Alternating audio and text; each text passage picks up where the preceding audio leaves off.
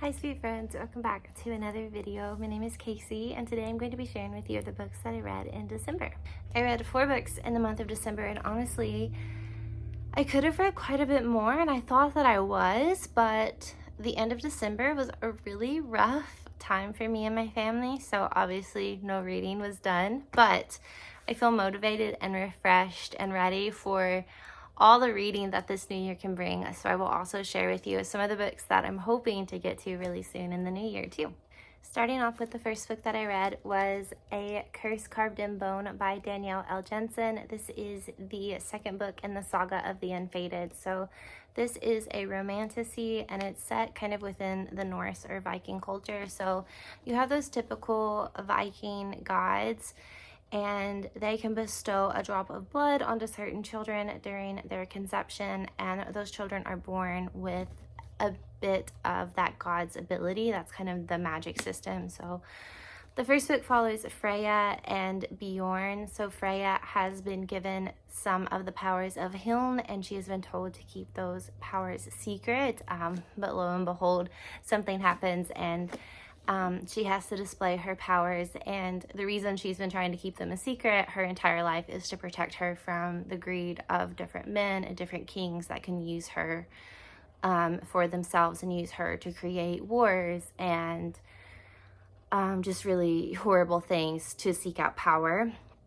So she is recruited by a king and his son Bjorn is put in charge of her. He is also a unfated, and he has I can't remember what the god is who has given him his abilities, but anyway, so he has them. So he's trying to teach Freya how to fight and just how to survive in this kind of new life that she's been thrown into. I don't want to go into the plot of this second one, but basically it just continues to follow Freya and Bjorn on their journeys, and this one is a lot less of a romance plot. It has a lot more political what's the word I'm looking for? Like discourse, I guess you could say, and conflict, and them trying to solve those problems and set up, like, you know, a better world, I guess you could say. I really enjoyed this book as I was reading it. I think I ended up giving it 4.5 stars because I read the bulk of this book in one night, because at the end of every single chapter, I was in shock and I couldn't believe the twists and turns that were coming. And I still feel that way. I still feel like it was shockingly unpredictable and I was addicted to it. Like I don't think I stopped this till almost 4 in the morning, and I was so like just hyped up with everything that had happened in it. It was just amazing. But now that I've had some time to reflect upon it, I don't necessarily love the way that everything was thrown together.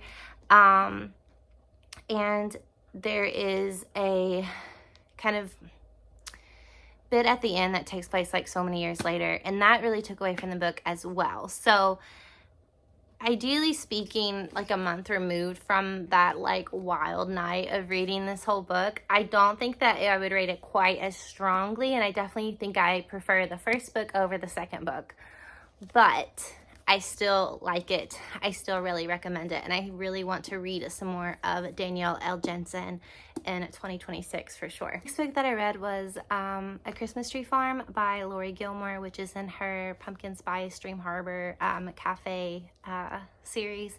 This is the third book, and it follows Kira, who has grown up in a really wealthy setting down south, and she has taken her money. So she's a twin, and her twin has gotten married and moved out of country. So she's kind of taken her inheritance and bought this Christmas tree farm on a whim, because she just kind of wants to prove to herself and to everyone else that she can kind of build a life for herself without her twin.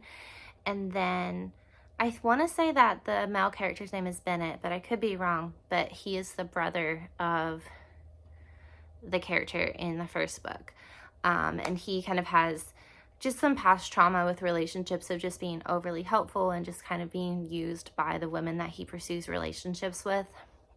And the two of them kind of work together to help Kira set up this farm and to kind of learn how to be on her own. And Bennett is only in town for so long, so it's supposed to be like this little short romance, and of course it turns out to be more. It was pretty good. It was really beautiful. Again, I think with these books, they're really what you would expect them to be. They are really lighthearted, really just kind of fun palate cleansers. I think the Christmas vibes of it were really nice, and the references and stuff were really good.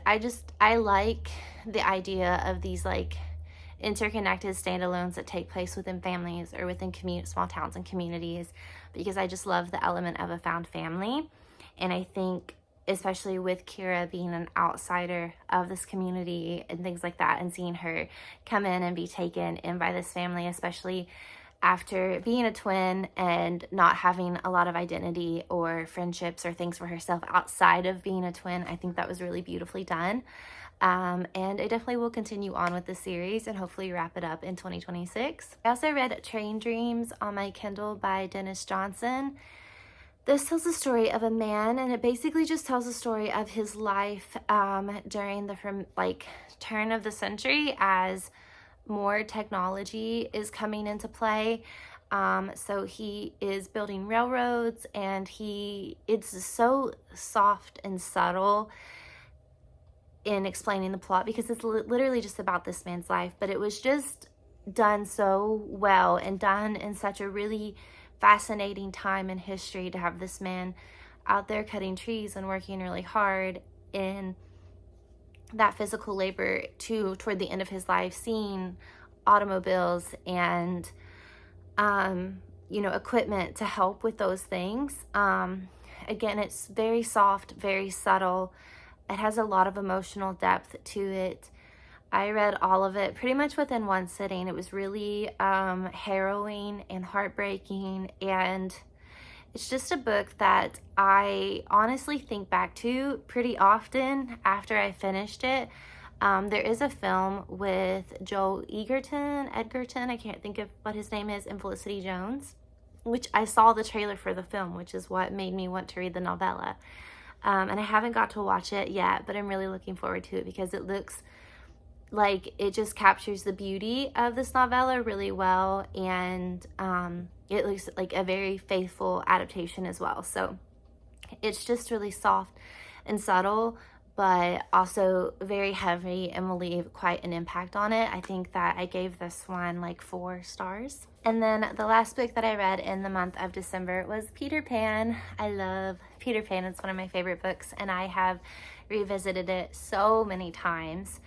I find that every time I read it, I just pick up on more of it, and I love the symbolism of it. I love, the crocodile, and how the clock represents death, and it, like Captain Hook's time in life is running down, and he knows when the clock runs out, he's not going to be able to hear the crocodile, and it's going to, mean death when he's on this island full of children and a child who never grows up. And I love it. I just eat stuff like that up, and so it's really good. And I just feel like every time I read it, I just find such more appreciation to those things. And there's just something about fall and winter that just feels really magical. So coming back to revisit Peter Pan after a few years was a really wonderful reading experience. I really loved it. That sums up the books I read in December. So some books that I would love to get to in January. First, I've been reading The Cheat Sheet by Sarah Adams. I'm a little over halfway, and if I had time to sit down and read this book, I would have knocked it out already. I really love it. I think Sarah Adams does cute just so well, and it's really fun, really sweet. It is a friends to lovers / fake dating type of thing, where they both really like each other, but they don't want to ruin the friendship, and now they have to fake date for the sake of his NFL career and like this kind of like drunken mishap that had happened. And it's sweet and fun. I'm going to do an author event with Sarah Adams on Friday, this coming Friday. Today's Monday, so just a few days away. So I will definitely be reading her new book for the Rome, Kentucky series. I think it's called In Your Dreams or something like that. So I'll definitely be picking that one up, like literally pretty much as soon as I finish this one. But I'm hoping, I'm probably not going to, but realistically I would love to squeeze in Winter by Ali Smith. I read Autumn back during the fall and I loved it, and I really wanted to read this one around Christmas time because it is set in Christmas. It says 4 people, strangers and family, converge on a 15-bedroom house in Cornwall for Christmas. So I really wanted to read it around Christmas time, but like I said, it just was a really chaotic time and I just didn't have the time or the energy to read. So I'm hoping to squeeze this one in. It's actually like the font's quite big, but it is kind of her books I noticed with Autumn. It's just a stream of consciousness, so it is kind of hard to follow, and you do have to kind of be, I think, in a good mental space to follow through with it. But definitely would like to get to this one somewhere in between these, and I think it balances out with these like really fun cutesy little romances to something that's a little bit heavier. And then last but not least, I really want to start this winter The Count of Monte Cristo. I'm so excited. I've wanted to read this book for probably the past like 5 or 6 years. I love finding a really big classic and reading it through the winter months or reading it through the summer. That's when I've read Tolstoy. It's when I'm like totally blanking at other books that I've read, but anytime there's a really big, thick classic, I just think that it's so cozy to read it. So I wanted to read it and I just kept putting it off, and I saw some of the stills for the adaptation with Sam Claflin, who's one of my favorite actors, and I just feel like if it's a book adaptation and Sam Claflin's in it, it's gonna be amazing. So I really decided like I'm definitely going to read it. So I bought the Penguin cloth-bound edition because I've kind of been loosely collecting them, but as you can see, it has already completely destroyed the front half. I noticed that when I read Middlemarch, that all of the like cameos were like, I would like pull my finger off when I was done reading, like from holding the book, and there would be like prints of it on there. So I kind of knew that was gonna happen, but I spilled one stinking smidge of water on it by accident, and this is what happened. And I'm just frustrated and upset, and I don't know that I will seek out any more of the Penguin cloth bounds, especially books that if you want to read them. I think if you just wanted to take this book or any of the other cloth bounds and display them and be like, look how beautiful my collection is, that's great. But I think that if you want to actually read the books that you are holding in your hands, then I don't think that's the way to go. Because as you can see, like there was no water damage on the actual book itself because it was the tiniest drop, and the cloth just soaked it up, and all of this just like bubbled up, and I was very upset because these, if you know, these are not cheap either. So it's okay because it's not the outside of the book that matters, it's the inside, but still kind of frustrating. Anyway, friends, that sums up the books that I've read. I hope that you enjoyed listening to me babble on about books. If you enjoy, I don't know, just living soft and cozy and bookish things, then please follow along because I would love to have you. And I definitely plan on vlogging my day with Sarah Adams and my experience of reading that book, so I will definitely be on the lookout for that. And stick around if you're interested in seeing that. But until then, bye.